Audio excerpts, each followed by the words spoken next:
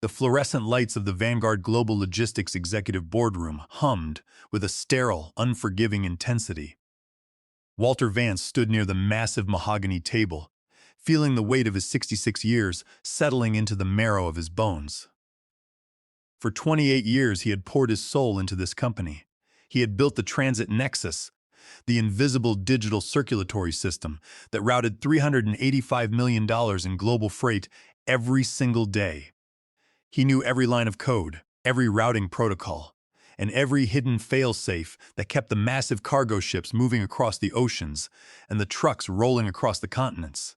Yet, as he looked across the table at Bradley Thorne, none of that seemed to matter. Bradley, a 30-year-old senior vice president with a freshly minted degree and an ego the size of a shipping container, leaned back in his leather chair.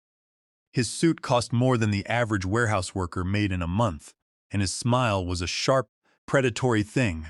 For 12 months, Bradley had been systematically dismantling Walter's department, slicing budgets, firing veteran staff, and replacing seasoned professionals with cheap, inexperienced contractors. The disrespect had been palpable, a slow poison seeping into the corporate culture. Today was the breaking point. Walter had calmly handed in his resignation, citing irreconcilable differences in operational philosophy. He had expected a tense but professional acknowledgement. Instead, Bradley chose to make a spectacle. Bradley chuckled, a dry, dismissive sound that echoed in the quiet room. Around the table, a half-dozen junior managers sat in uncomfortable silence, their eyes darting between the veteran director and the arrogant executive. "You think you are indispensable, Walter," Bradley said, his voice dripping with condescension. "You think because you have been here since the dark ages of dial-up that this place cannot run without you.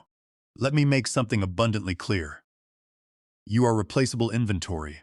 The transit nexus is a machine, and machines do not need sentimental attachments, they just need operators." Walter felt a muscle twitch in his jaw, but he kept his expression perfectly neutral. He did not raise his voice. He did not clench his fists. He simply absorbed the insult, letting it wash over him like rain off a waterproof tarp.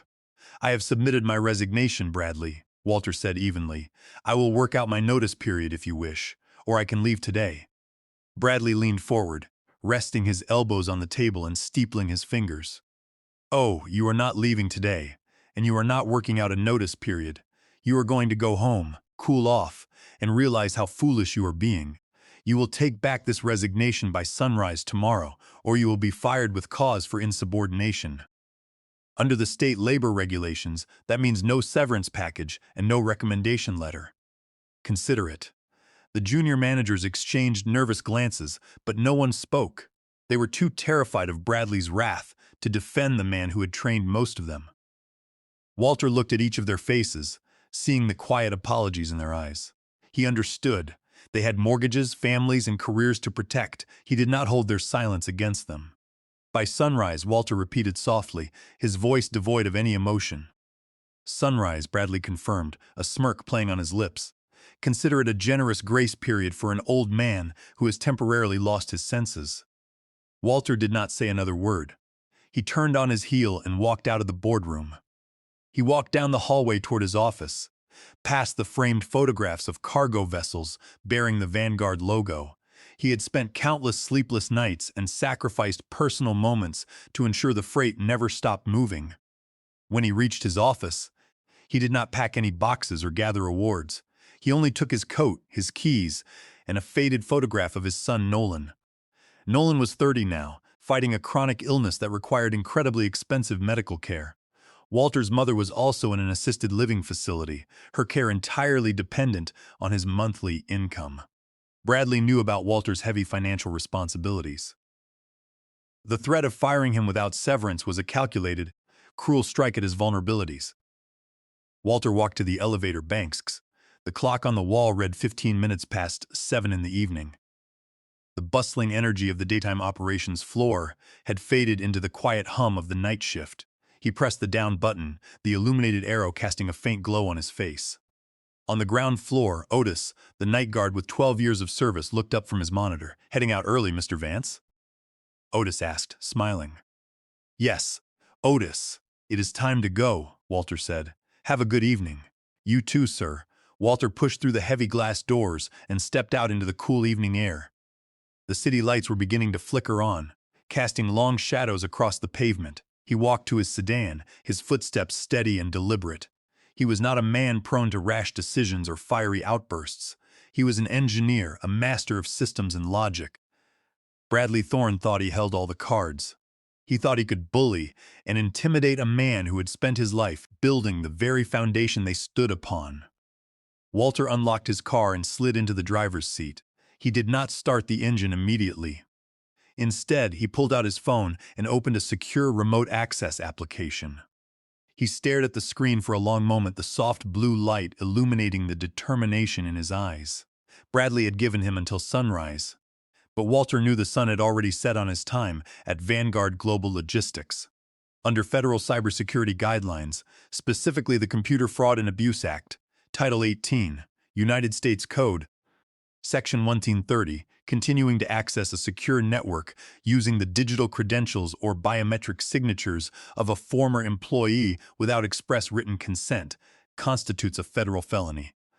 Walter knew that the moment his resignation became official, leaving his personal cryptographic authorization keys active on the Vanguard servers would be a direct violation of digital compliance laws. By revoking them, he was simply protecting himself from legal liability and ensuring complete compliance with federal cybersecurity mandates. His thumb hovered over the screen, and with a single deliberate press, the revocation was complete. The digital keys were gone. The rain began to fall as Walter Vance navigated his sedan through the evening traffic. The rhythmic sweep of the windshield wipers provided a steady metronome to his racing thoughts. The city was a blur of neon and headlights, slick streets reflecting the chaotic energy of the metropolis. But inside the car, Walter felt a profound, almost terrifying sense of calm. The decision had been made. The bridge was not just burned, it was completely vaporized. His mind drifted to his son, Nolan. At 30, Nolan possessed a brilliant mind and a gentle spirit, but his physical health had always been fragile. The medical bills were a constant looming mountain, a financial burden that Walter carried with stoic determination. His base salary of $168,000 was substantial, but between the treatments for Nolan and the rising costs of his mother's assisted living facility, the margins were thinner than anyone at the office would ever guess. Bradley Thorne had undoubtedly looked at Walter's tenure and assumed he was comfortable, complacent, and easily squeezed. It was a massive miscalculation. Walter gripped the steering wheel, feeling the worn leather beneath his palms. For 12 months, he had watched Bradley systematically destroy the department. It started with small things, denied budget requests for server upgrades, mandatory overtime for the junior staff without compensation. Then came the layoffs. Veteran engineers, who understood the intricate, fragile nature of the transit nexus, were shown the door, replaced by automated algorithms and cheap contractors who did not understand the difference between a minor routing error and a catastrophic system failure. Bradley called it optimization. Walter called it a slow-motion disaster. The transit nexus was not just a piece of software. It was a living, breathing entity, a complex web of permissions, authorizations, and custom protocols that Walter had personally designed over 28 years. When Bradley had taken over as senior vice president, he had demanded administrative access to everything, dismissing Walter's warnings about the system's delicate architecture. But what Bradley did not understand, what his expensive degrees and arrogant demeanor had blinded him to, was that administrative access was not the same as operational authority. Walter pulled his car into the driveway of his modest suburban home. He turned off the engine and sat in the quiet dark for a few moments, listening to the rain drum against the roof. He reached into his pocket and pulled out his phone again. He opened the secure application that connected directly to the deepest layers of the transit nexus. He navigated past the standard security protocols, past the firewalls, and entered a private directory. These were his personal executive authorization keys. They were not Vanguard property in the traditional sense. They were digital signatures tied specifically to his biometric identity and his long tenure, required to validate the most critical routing operations across the global network. Without them, The system would revert to a fail-safe mode, freezing all automated transactions to prevent unauthorized rerouting of high-value cargo. Bradley had never asked about the executive authorization keys, because Bradley did not even know they existed. He had assumed the system simply ran on the generic code he had purchased. If Walter revoked his keys, the entire network would grind to a halt within hours. The automated cranes at the ports would stop. The customs clearance protocols would freeze. $385 million in freight would sit idle, locked in digital purgatory. It was the nuclear option, but it was also a legal necessity to prevent unauthorized use of his identity. Walter walked into his house. The silence of the empty rooms was a stark contrast to the storm brewing outside. He walked into the kitchen, poured himself a glass of water, and sat at the small wooden table. He had one more task to complete before he could rest. He opened his laptop and brought up a private contact list. He scrolled past the names of vendors, past old colleagues, until he found the desired name. Helena Albright, Chief Executive Officer of Summit Freight Services. Summit Freight Services was Vanguard's largest and most aggressive rival. They had been trying to poach Walter for years, recognizing the genius behind the transit nexus. Walter had always declined out of a stubborn sense of loyalty, but loyalty was a two-way street, and Vanguard had just bulldozed their end of it. He picked up his phone and dialed the number. It was past 8 in the evening, but he knew Helena Albright was not a woman who worked standard hours. The line rang twice before a crisp, authoritative voice answered, "Helena Albright. Helena, it is Walter Vance." There was a brief pause on the other end of the line, followed by a low, appreciative hum. "Walter, I was wondering if I would ever hear from you. To what do I owe the pleasure of a call at this hour?" "I am leaving Vanguard," Walter said, his voice steady, effective immediately. Another pause, longer this time. When Helena spoke again, all trace of casual conversation was gone. She was entirely focused. "Are you bound by a non-compete clause? It expired 5 years ago, and Bradley Thorne never bothered to have me sign a new one. He assumed I would never leave." "Bradley Thorne is a fool," Helena stated flatly. "I have watched him gut your department from the outside. I have been waiting for the structure to collapse." "Have you secured a new position?" "Not yet," Walter replied, "but I have certain operational methodologies and a wealth of institutional knowledge that I believe would be highly beneficial to Summit Freight Services." "I am sure you do," Helena said, her tone sharp with calculation. "Where are you right now?" "At home. Meet me tomorrow morning, 6:30, my office. Do not be late." "I will be there," Walter said. He ended the call and closed the laptop. The storm outside continued to rage, the rain lashing against the windows with furious intensity. But inside, Walter felt the first genuine smile he had experienced in months pull at the corners of his mouth. The board was set, the pieces were in motion. Tomorrow, Bradley Thorne would wake up to a sunrise he would never forget. The Summit Freight Services headquarters was a towering monolith of glass and steel, a stark contrast to the aging concrete brutalism of the Vanguard building. Walter arrived at 15 minutes past 6 in the morning, the city still shrouded in the deep blues and grays of pre-dawn. The rain from the previous night had stopped, leaving the streets slick and clean. He walked into the massive lobby, his footsteps echoing in the quiet expanse. A single security guard sat at the polished marble desk. Walter approached, offering a polite nod. "Walter Vance, I have a meeting with Helena Albright." The guard checked a tablet, his eyebrows raising slightly. "Yes, Mr. Vance. She is expecting you on the top floor. The executive elevator is waiting." Walter took the elevator up, watching the city slowly awaken through the glass walls. He felt a profound sense of clarity. For 28 years, he had been the unseen engine of a massive machine. Today he was stepping out of the shadows. The doors chimed and opened onto a luxurious reception area. Helena Albright stood near a massive window, looking out over the harbor where ships bearing the Summit logo were already moving in the early light. She was a striking woman, radiating an aura of absolute competence and ruthless efficiency. "Walter," she said, turning to face him. She extended a hand. Her grip was firm, her eyes assessing. "You are early, I appreciate that. Thank you for seeing me on such short notice, Helena." She gestured toward a sleek conference table. "Sit. Let us not waste time with pleasantries. You spent nearly 3 decades building Vanguard's infrastructure. Why walk away now?" Walter sat, folding his hands on the table. He did not speak of Bradley's insults or the petty office politics. He spoke of strategy. Vanguard is compromising its core operational stability for short-term financial gains, Walter explained, his voice calm and measured. The leadership is dismantling the support structures that keep the network running. I refuse to be the scapegoat when the inevitable collapse occurs. Furthermore, my personal expertise is no longer valued there.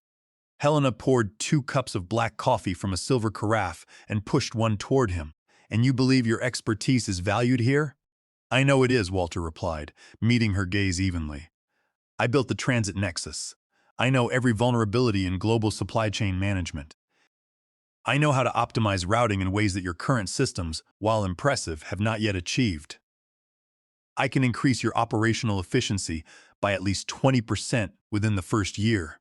Helena took a slow sip of her coffee, her eyes never leaving his face. She was silent for a long moment, the quiet hum of the building the only sound in the room. I know about your son, Walter, she said softly. Walter stiffened slightly, but his expression remained neutral.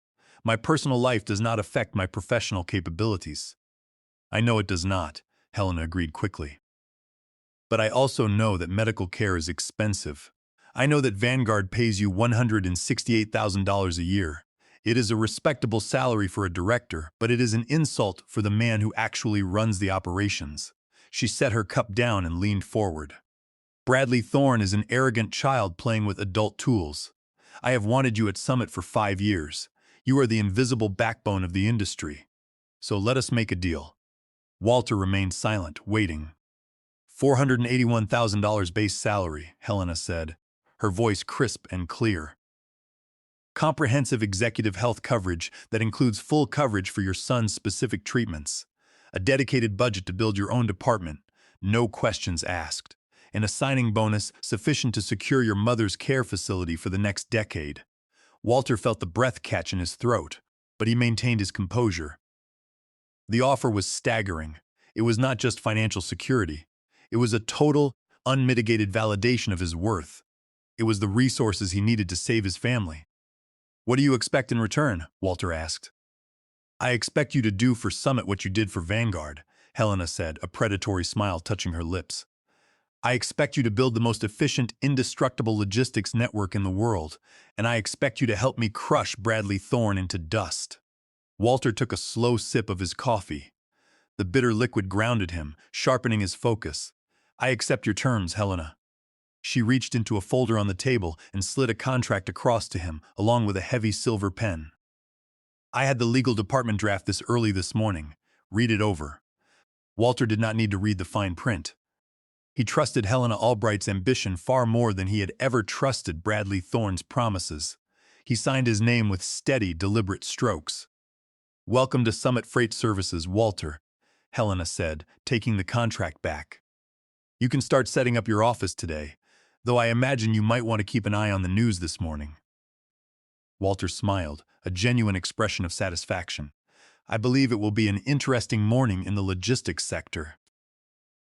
He stood up and walked toward the window, looking out over the sprawling port facilities below. The sun was just beginning to breach the horizon, casting a golden glow over the water. Bradley Thorne had demanded he return to Vanguard by sunrise to beg for his job. The sun was up, and Walter Vance was exactly where he needed to be. The chaos at Vanguard Global Logistics began exactly at 9 in the morning. Bradley Thorne sat in his corner office, nursing a double espresso and reviewing a spreadsheet of projected quarterly savings. He felt a smug satisfaction. Firing the veteran director would save the company a significant amount in salary and benefits, and it would finally solidify Bradley's absolute control over the division. He fully expected Walter to crawl back into the boardroom by 10, head bowed, ready to accept whatever humiliating terms Bradley offered. At 15 minutes past 9, the phone on Bradley's desk rang. It was the director of port operations in Rotterdam. Bradley, we have a problem. The director's voice crackled over the line, laced with panic. The automated cranes have locked down. The system is rejecting all authorization codes for the incoming freighters. Bradley frowned, annoyed by the interruption. Have you tried rebooting the local servers? You know how temperamental the system can be. We tried everything, the director replied. The terminal says it requires executive authorization keys to proceed. Nothing is moving. We have 3 ships waiting to dock and a backlog of trucks a mile long. Before Bradley could answer, his mobile phone vibrated. It was the operations manager in Singapore. Then the desk phone line too began flashing, indicating calls from Los Angeles. Within 15 minutes, the reality of the situation crashed down upon Bradley Thorne with the force of a falling cargo container. The transit nexus was completely frozen. Bradley sprinted out of his office and down to the main operations floor. The room, usually a model of quiet efficiency, was an utter bedlam. Technicians were shouting over each other, alarms were blaring from the monitoring stations, and the massive digital maps on the walls were flashing red across every major port in the world. "What is happening?" Bradley roared, grabbing the nearest junior engineer by the shoulder. The young man, one of the cheap contractors Bradley had hired to replace Walter's veterans, looked terrified. He was sweating profusely, his hands trembling as he stared at the wall of screens. Around them, other contractors were frantically calling the external help desk, but the support ticket system itself was failing to authenticate them. The entire command hierarchy was built upon the digital keys that had just been severed, leaving the junior staff completely blind and powerless to intervene. "Sir, the system is demanding master biometric validation. The executive authorization keys have been revoked from the central directory." "Whose keys?" Bradley demanded, his face turning a mottled shade of red. "Walter Vance's, sir. The system architecture is built around his digital signature for all high-level security clearance. Without his keys, the system defaults to a global lockdown to prevent unauthorized cargo movement." Bradley felt the blood drain from his face. "Bypass it. Hack it. Do whatever you have to do to get those ports moving." "We cannot bypass it, sir." The engineer stammered. "It is hard-coded into the core registry. If we try to force an override, the system will initiate a total data wipe to protect the client manifests. We need Walter Vance to manually re-authenticate."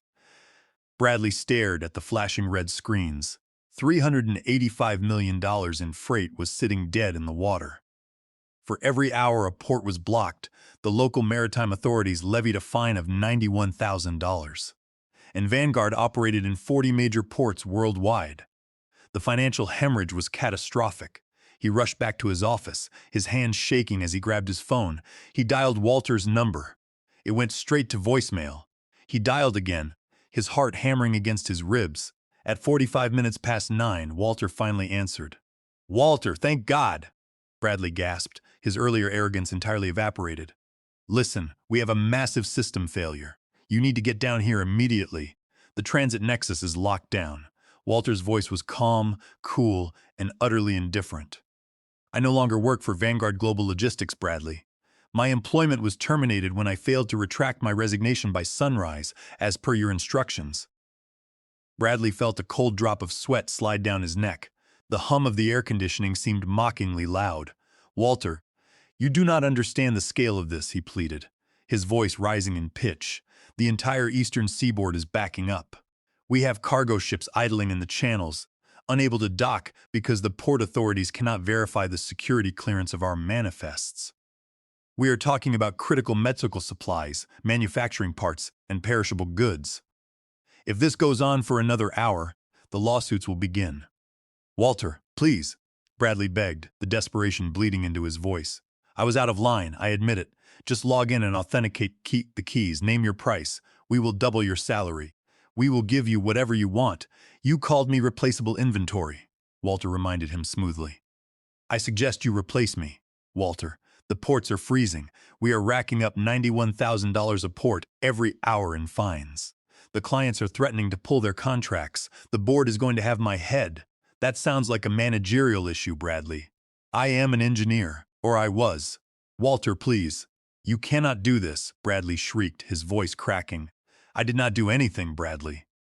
Under the Computer Fraud and Abuse Act, Title 18, United States Code Section 130, it is a federal crime for me to access the Vanguard servers now that I am no longer an employee, and it is a crime for the company to use my personal digital identity keys without my consent. I simply complied with the law by revoking my keys. You built a house on a foundation you did not understand, and then you fired the only man holding the blueprints. Good luck." The line went dead. Bradley stared at the phone, his mouth opening and closing silently.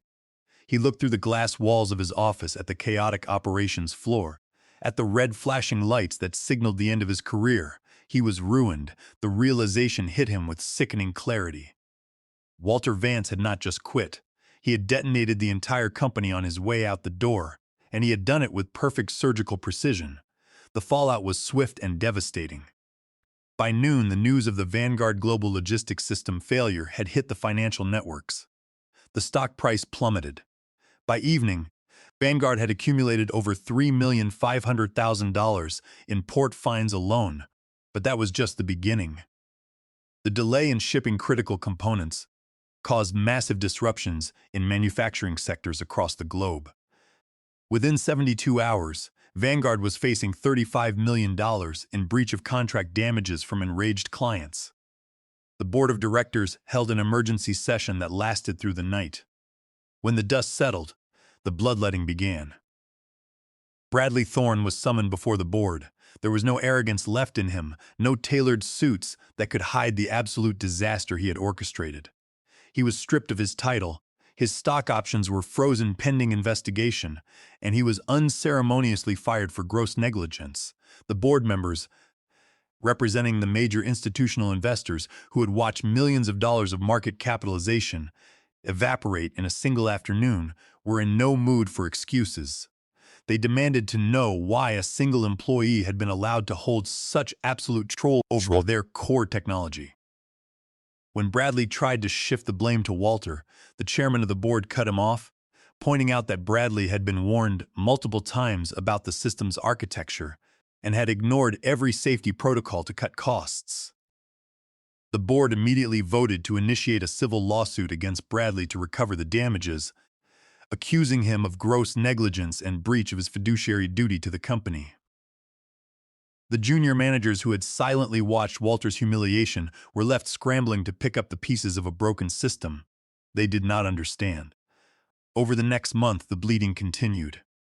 Unable to guarantee reliable shipping timelines without their architect, Vanguard lost 50% of its major corporate clients. The clients fled to the only competitor capable of absorbing the massive influx of business, Summit Freight Services. At Summit, Walter Vance sat in a spacious, sunlit office overlooking the harbor. The transition had been seamless. With the resources Helena Albright had provided, Walter had built a new, more resilient version of the Transit Nexus tailored specifically to Summit's infrastructure. His new department was staffed by the veteran engineers Bradley had foolishly discarded, all of whom had gladly accepted Walter's offer to join him at Summit with substantial pay increases. These engineers, who had spent decades under Walter's leadership, brought with them a deep understanding of maritime logistics that no generic algorithm could ever replace.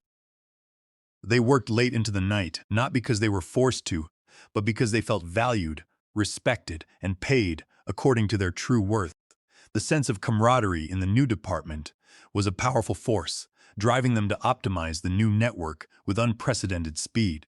The atmosphere in Walter's new department was one of quiet, focused excellence. There was no shouting, no arrogant executives demanding impossible metrics, only professionals doing what they did best under the guidance of a man they deeply respected. But the greatest victory was not professional. It was personal. On a crisp Tuesday afternoon, Walter left his office early and drove to a specialized medical clinic on the outskirts of the city. He walked into the bright, cheerful reception area, feeling a lightness in his chest that he had not experienced in years. He found his son, Nolan, sitting in a comfortable armchair in the recovery lounge.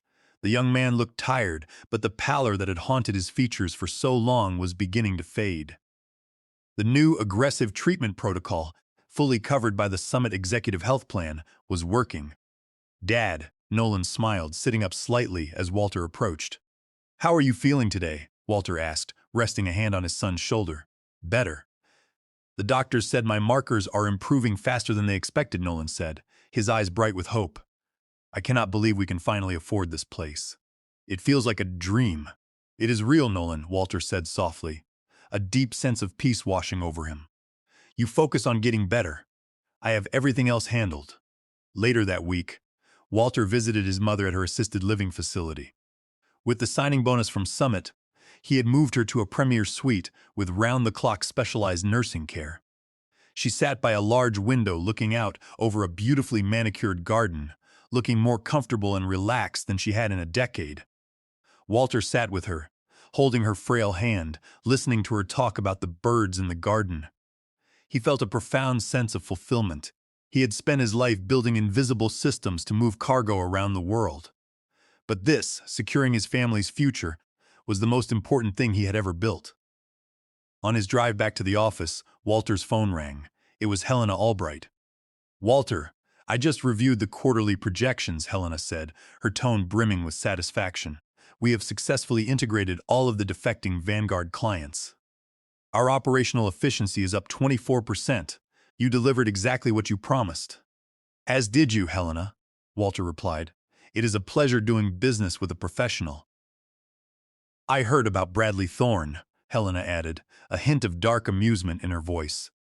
"He is currently interviewing for a middle management position at a regional trucking firm in Ohio. Apparently his reputation precedes him." Walter smiled, watching the massive cargo ships moving smoothly across the water in the distance. He felt no pity for Bradley, only the quiet satisfaction of a properly balanced equation.